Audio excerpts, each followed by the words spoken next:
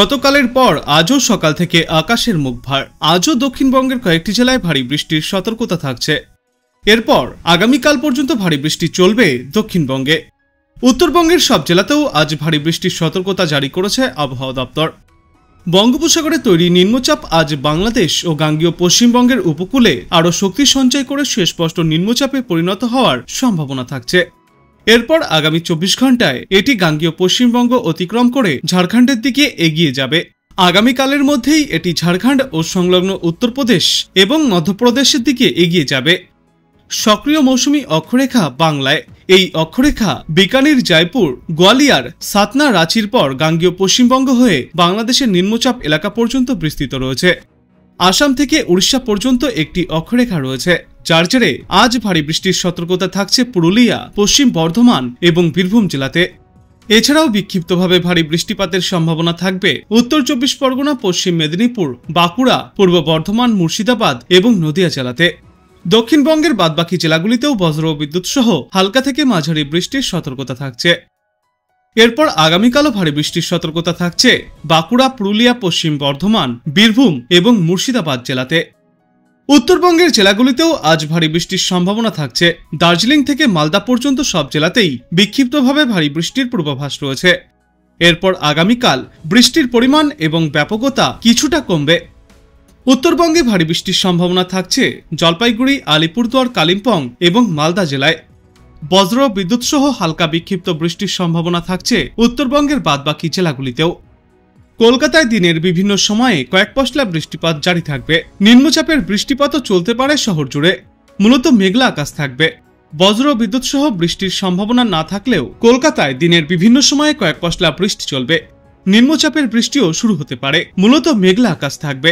বজ্রবিদ্যুৎ সহ এই বৃষ্টি চলবে। তবে গতকালের তুলনায় আজ বৃষ্টির পরিমাণ কিছুটা কম থাকবে। আর বাতাসে জলীয় বাষ্প বেশি থাকায় বৃষ্টি না হলে আর্দ্রতাজনিত অস্বস্তিও ক্রমশই বাড়বে। রাতের দিকে সর্বনিম্ন তাপমাত্রা থাকবে 26 থেকে 27 ডিগ্রি সেলসিয়াসে এবং আজ সর্বোচ্চ তাপমাত্রা থাকবে 31 ডিগ্রি সেলসিয়াসের আশেপাশে। আর সর্বনিম্ন তাপমাত্রা থাকবে 27 ডিগ্রি সেলসিয়াসে। বাতাসে জলীয় বাষ্পের পরিমাণ থাকবে 85 থেকে 96%। গত 24 ঘন্টায় 2.4 মিলিমিটার বৃষ্টিপাত হয়েছে শহর কলকাতায়।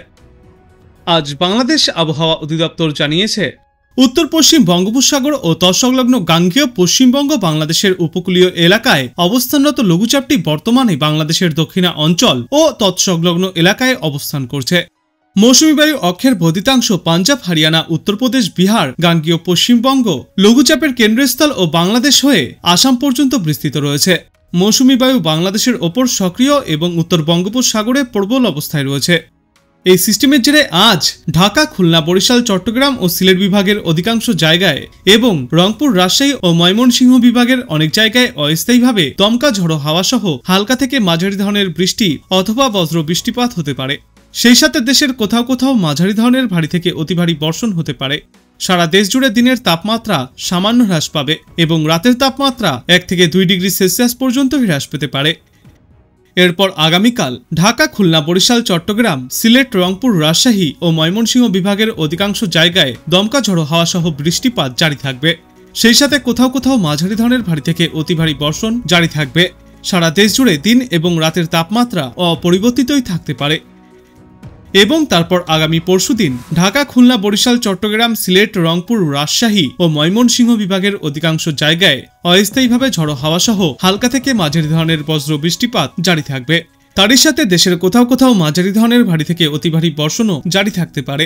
সারা দেশে দিন এবং রাতের তাপমাত্রা প্রায় অপরিবর্তিতই থাকবে এবং এর পরবর্তী দিন 5 বৃষ্টিপাতের প্রবণতা অব্যাহত থাকবে সমগ্র বাংলাদেশ জুড়ে।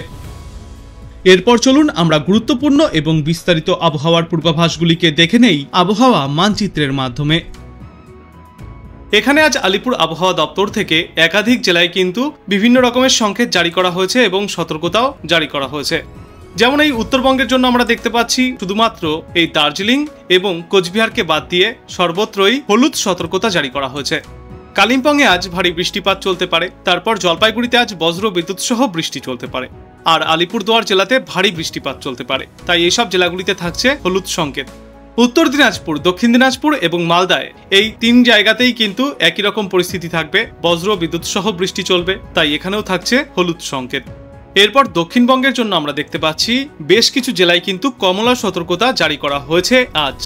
মুর্শিদাবাদ, বীরভূম, নদিয়া, উত্তর 24 পরগনা, তারপর হুগলি, 2 বর্ধমান, এইসব জায়গায় থাকছে আজ কমলা সতর্কতা। মুর্শিদাবাদে আজ ভারী থেকে অতি ভারী বৃষ্টি চলতে পারে। বীরভূম জেলাতেও আজ ভারী থেকে অতি ভারী বৃষ্টি চলতে পারে, আর 2 বর্ধমানেও সেই একই পরিস্থিতি থাকবে। এরপর নদিয়া এবং উত্তর 24 পরগনা আর হুগলিতেও সেই ভারী থেকে অতি ভারী বৃষ্টির সম্ভাবনা থাকছে। এবাদে দক্ষিণবঙ্গের বাদবাকি জেলাগুলি যেমন পুরুলিয়া, তারপর বাঁকুড়া, ঝাড়গ্রাম, 2 মেদিনীপুর, হাওড়া, কলকাতা এবং দক্ষিণ 24 পরগনায় ভারী বৃষ্টির সম্ভাবনায় হলুদ সতর্কতা জারি করা হয়েছে। তার মানে দেখা গেল যে আজ গোটা পশ্চিম বাংলাতেই কিন্তু আবহাওয়ার পরিস্থিতি কিছুটা খারাপ হতে চলেছে। বিশেষ করে এই দক্ষিণবঙ্গের এই কয়েকটি জেলায় যেখানে যেখানে কমলা সতর্কতা জারি করা হয়েছে, এখানে সামান্য দুর্যোগপূর্ণ আবহাওয়ার দেখা পাওয়া যেতে পারে। এরপর আগামীকালও কিন্তু আমরা আবহাওয়ার উন্নতি হবে এমন কোনো লক্ষণ দেখতে পাচ্ছি না। তবে উত্তরবঙ্গে কিন্তু এই আগামীকাল সতর্কতা আরও কিছুটা বেড়েছে। উত্তরবঙ্গের দার্জিলিং এবং কোচবিহার জেলাতেও আগামীকাল হলুদ সংকেত জারি করা হয়েছে। বলা হচ্ছে ভারী থেকে অতি ভারী বৃষ্টি এবং সঙ্গে বজ্রবিদ্যুতের সম্ভাবনা রয়েছে। কালিম্পং, জলপাইগুড়ি, আলিপুরদুয়ার এই 3টি জেলাতেও সেই একই পরিস্থিতি থাকবে, ভারী বৃষ্টি আর সঙ্গে বজ্রবিদ্যুতের সম্ভাবনা রয়েছে। উত্তর দিনাজপুর, দক্ষিণ দিনাজপুর আর মালদাতেও ভারী বৃষ্টি সঙ্গে বজ্রবিদ্যুতের সম্ভাবনা রয়েছে, তাই এই 3টি জেলাতেও থাকছে হলুদ সংকেত।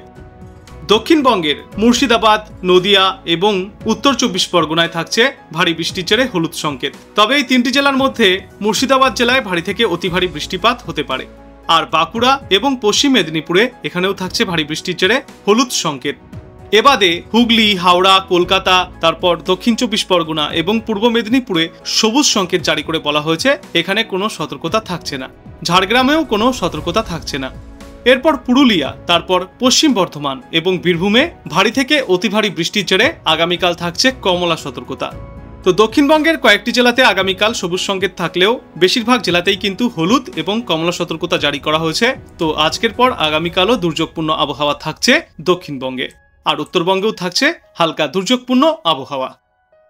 তারপর আগামী পরশুদিনের আবহাওয়া মানচিত্রে আমরা দেখতে পাচ্ছি দক্ষিণবঙ্গে কিছুটা আবহাওয়ার উন্নতি হয়েছে, একাধিক জেলায় তাই সবুজ সংকেত জারি করে কোনো সতর্কবার্তা জারি করা হয়নি।